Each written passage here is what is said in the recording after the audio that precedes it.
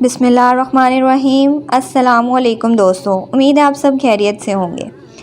حضرت علی رضی اللہ تعالیٰ کے گھر میں سب نے روزہ رکھا۔ حضرت فاطمہ رضی اللہ تعالیٰ کے 2 چھوٹے بچے، انہوں نے بھی روزہ رکھا۔ مغرب کا وقت ہونے والا ہے اور سب کے سب مصلی بچھائے رو کر دعا مانگ رہے ہیں۔ حضرت فاطمہ رضی اللہ تعالیٰ دعا ختم کر کے گھر میں گئیں اور 4 روٹیاں بنائیں۔ اس سے زیادہ اناج گھر میں نہیں ہے۔ پہلی روٹی اپنے شوہر علی رضی اللہ تعالیٰ کے سامنے رکھ دی، دوسری روٹی اپنے بڑے بیٹے حسین کے سامنے رکھ دی، تیسری روٹی اپنے چھوٹے بیٹے حسن کے سامنے رکھ دی اور چوتھی روٹی اپنے سامنے رکھ لی۔ مسجد نبی میں اذان ہونے لگی، سب نے روٹی سے روزہ کھولا، مگر دوستو وہ فاطمہ رضی اللہ تعالیٰ تھی جس نے آدھی روٹی کھائی اور آدھی روٹی دوپٹے سے باندھنے لگی۔ یہ معاملہ حضرت علی رضی اللہ تعالیٰ نے دیکھا اور کہا، اے فاطمہ، تجھے بھوک نہیں لگی؟ ایک ہی تو روٹی ہے، اس میں سے آدھی روٹی دوپٹے میں باندھ رہی ہو۔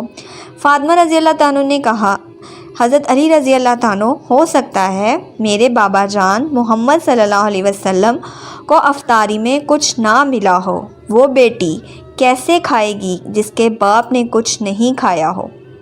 فاطمہ رضی اللہ تعالیٰ دوپٹے میں روٹی باندھ کر چل پڑی۔ ادھر ہمارے نبی صلی اللہ علیہ وسلم مغرب کی نماز پڑھ کر آ رہے تھے۔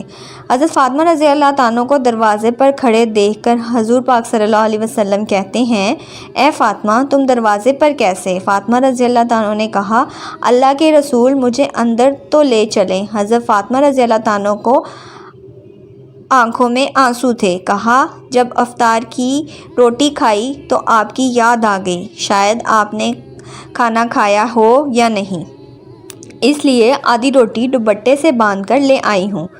روٹی دیکھ کر ہمارے نبی صلی اللہ علیہ وسلم کی آنکھوں میں آنسو آ گئے اور کہا، اے فاطمہ، اچھا کیا جو روٹی لے آئی، ورنہ چوتھی رات بھی تیرے بابا کی ایسی حالت میں نکل جاتی۔ دونوں ایک دوسرے کو دیکھ کر رونے لگے۔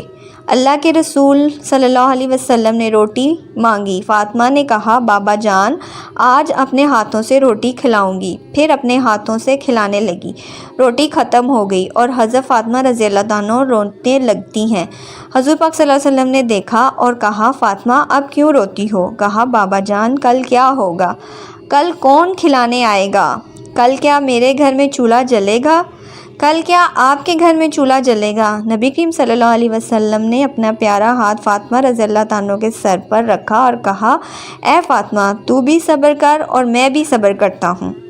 ہمارے صبر سے اللہ امت کے گناہ گاروں کا گناہ معاف کرے گا۔ اللہ اکبر۔ یہ ہوتی ہے محبت جو نبی کو ہم سے تھی، امت سے تھی۔ یہ گناہ گار امت ہم ہی ہیں جس کے نبی بھوکے رہے، نبی کی بیٹی بھوکی رہی، اور ہم لوگ کیا کر رہے ہیں ان کے لیے کل کائنات کے دن میں، اور آپ سب لوگ کیا جواب دیں گے؟